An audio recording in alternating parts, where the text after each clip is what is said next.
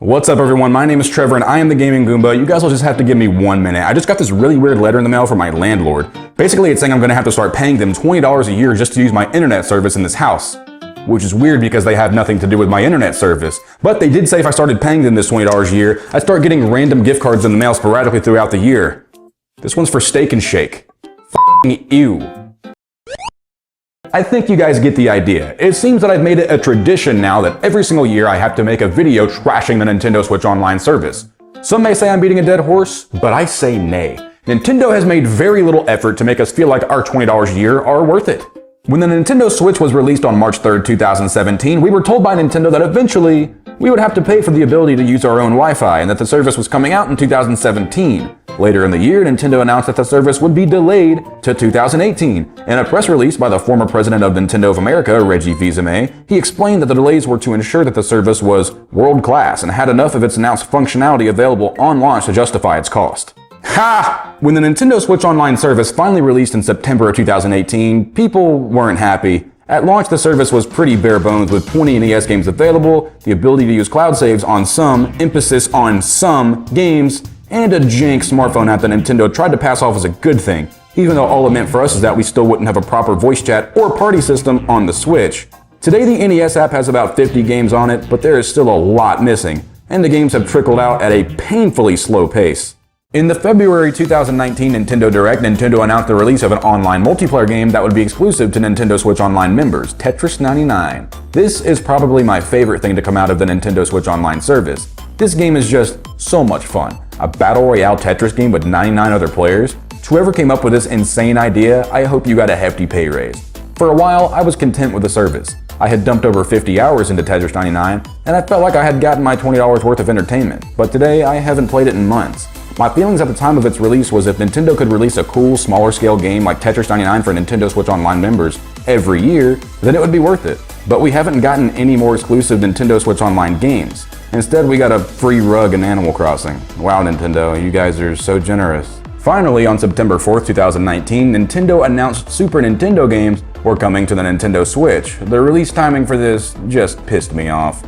Data miners had actually found that Super Nintendo games were in the Switch's code for a long time. They had them ready for a while. They just wanted to wait to conveniently release the games when it was time for us loyal Nintendo fans who had bought the Nintendo Switch Online service on day one to renew our subscriptions, you pieces of shit. The service was released with a pretty decent library of games, but since its release, we have gotten a whopping 5 new Super Nintendo games. That is unacceptable. So that brings us to today, and things have still not gotten any better. The servers are still awful. Games like Super Smash Bros. Ultimate and Super Mario Maker 2 are still the worst in that department. Most recently, we have Animal Crossing New Horizons, which works okay for the most part, except for the fact that every time someone arrives to your island or leaves, you have to sit through a 45-second long loading screen, and it takes all the fun out of the experience. In any other online game, if someone leaves or enters the game, that's it. They leave or enter. But in Animal Crossing, someone leaving or entering your island has to be a damn event. It's horrendous. Oh, and don't get me started on this stupid app. Why couldn't it have been integrated into the console so it could somewhat resemble a party and voice chat system? You know, like the features we've had on every other gaming console for damn near 15 years. The most frustrating part is games like Fortnite have the ability to use voice chat in-game. So you're telling me that third-party companies have found a way to use standard voice chat for their games, and Nintendo still wants us to use this stupid smartphone app that half works? That doesn't even make any sense. I have just recently used it for the first time in Animal Crossing New Horizons, and then I found out that the voice chat only works when you and your friends are all on the same island. So if you have to leave your friend's island to go back home and get some tools or other resources, the app kicks you out of the voice chat party. Once that happens, I just get frustrated and end up calling them on the phone. So in short, this app is useless and it blows hard. But there is one thing that pisses me off more than anything else. Yeah, more than the god-awful servers, more than the lack of exclusive games, and yeah, even more than that awful Nintendo Switch Online app. The main thing that pisses me off is the fact that a Nintendo Switch Online service killed Virtual Console. Since the release of the Nintendo Switch, all of us retro gaming nuts have been salivating at the mouth, waiting for the announcement that the Virtual Console is going to be making its grand return, but it just never happened. In Nintendo's mind, it was a great idea, and it is a great idea in concept. I'm sure the original idea was that instead of paying hundreds and hundreds of dollars to rebuild our Virtual Console libraries from the Wii and Wii U, we pay $20 once a year and have access to all of them. Now, if that were the case, I would be fine. But unfortunately, it is nowhere near the case. The NES and SNES libraries on the Switch are very, very limited. Honestly, more than half of the games I will never play. It's just something I will never understand.